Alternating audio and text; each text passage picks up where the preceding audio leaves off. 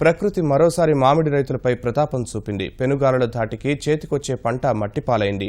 నీటి కోసం నానాతంటాలు పడి పంటను కాపాడుకున్న మామిడి రైతులను అకాల వర్షాలు నిలువునా ముంచేశాయి.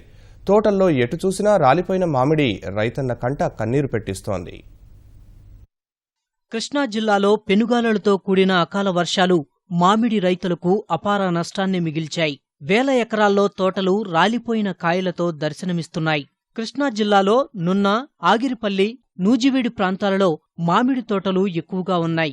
బంగినపల్లి, రసాలు, తోతపూరి వంటి రకాలను ఎక్కువగా సాగు చేస్తుంటారు. ఈ ఏడాది వర్షాలు పడక సాగర్ నుంచి కాలువలకు నీరు రాకపోవడంతో చాలా వరకు మామిడి తోటలు ఎండిపోయాయి.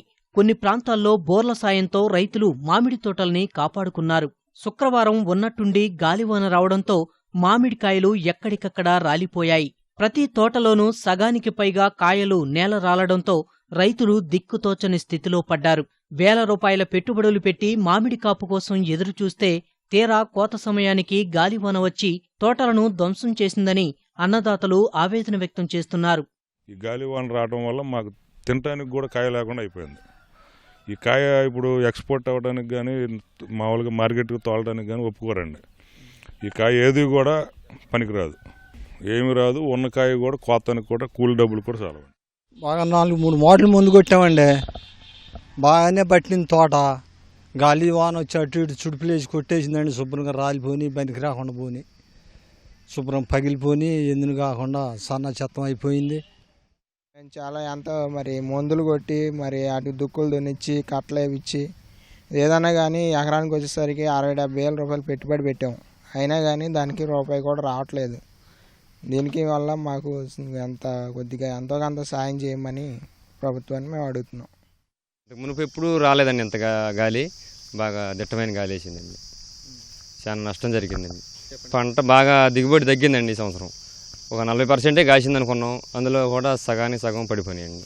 నున్న నుంచి నూజివీడు వరకు దాదాపు 50 కిలోమీటర్ల మేర మామిడి తోటల అన్నింటిలోనూ ఇలాంటి వాతావరణమే కనిపించింది. రాలిన కాయలు కూడా చాలా వరకు పగిలిపోయాయి. మిగిలిన కాయలను కూలీలను పెట్టి ఏరిస్తున్నారు.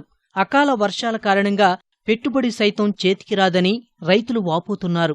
గాలివానకు రాలిన కాయ మార్కెట్కు తెచ్చారనే నెపంతో 2-3 రోజుల వరకు మార్కెట్కు వచ్చే సరుకుకు వ్యాపారులు ధర తగ్గించే అవకాశం ఉందని రైతులు ఆందోళన చెందుతున్నారు. ఏ తీసుకొచ్చిన కాయలు ఖర్చులు కూడా రావండి. 3 టన్నుల కాయలు రాలిపోయినాయి. కాయ దేని పనికిరామండి. రేటు పడిపోద్దండి. అమ్మతో రాలిపోయినాయండి. తోటలో పగిలిపోయి అక్కడే వదిలేస్తున్నాం. ఏ పనికి వచ్చినా ఏరుకొస్తున్నాం. అది ఏమవుతాయో తెలవదు.